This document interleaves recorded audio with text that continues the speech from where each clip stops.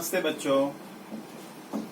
इसके पहले हमने पन्ना नंबर 1 पर आओ खेले इस पाठ का अभ्यास किया है और इस पर जो चित्र दिए हुए हैं उसका वर्णन किया है। आप लोगों ने भी अपने कॉपी में लिखा होगा। अब पन्ना नंबर 2 पर नंदनवन, इसका मैंने आपको कुछ घर पर कुछ काम करने के लिए कहा था, लिखने के लिए कहा था, वो भी आपने लिखा होगा। प्राणी पंछी जो है सो क्या करते हैं।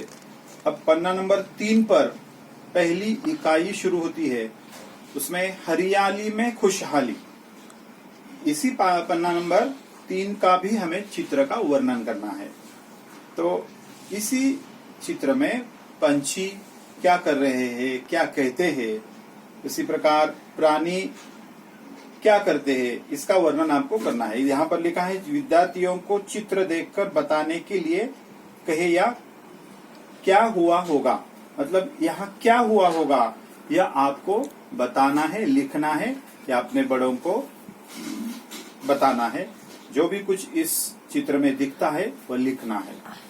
अब इसके बारे में जो भी कुछ घर को अपने काम करना है, घर पर जो काम करना है, लिखना है, वो आप अपने कॉपी में लिखिए।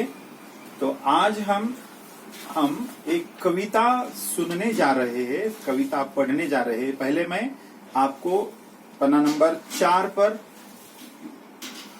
एक कविता है, उस कविता को गाकर सुनाऊंगा। यहाँ शीर्षक ही है सुनो और गाओ। तो बच्चों, मैं पहले बूंदे इस कविता को गाऊंगा और इसके बाद में इस कविता को आपने भी अच्छी तरह से गाकर याद करना है। इसे याद करना है। याद करना म्हणजे पाठ करायची ही कविता तुम्ही। बुंदे ही कविता मी गायल्यानंतर माझ्या आवाजामध्ये एक व्यवस्थित तुम्ही चाल जी ऐकायची आहे आणि त्या चालीमध्ये ही कविता तुम्ही काय करायची, म्हणायची घरी सारखी सारखी आणि ती कविता पाठ करायची। तर ऐकूया कविता आता। ऐका।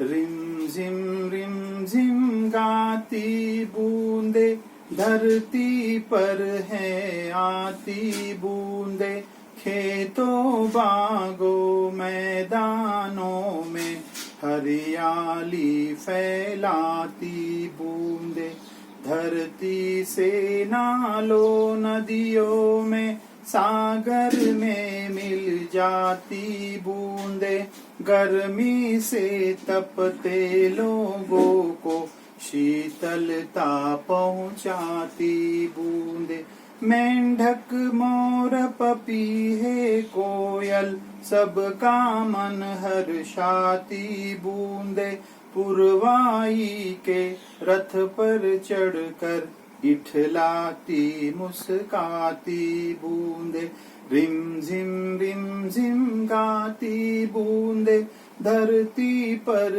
है आती बूंदे, रिम झिम गाती बूंदे, धरती पर है आती बूंदे।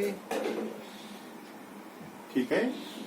ही कविता तुम्ही पाठ करा आणि या कवितेवरती जे काही मी प्रश्न तुम्हाला लिहून पाठवणार आहे ग्रुपवर, ते प्रश्नाची उत्तरं की जे काही आहे स्वाध्याय, त्या प्रश्नांना अनुसरून ते तुम्ही वहीमध्ये पूर्ण करून ठेवा आणि माझ्या नंबरवरती तुम्ही मला पाठवा।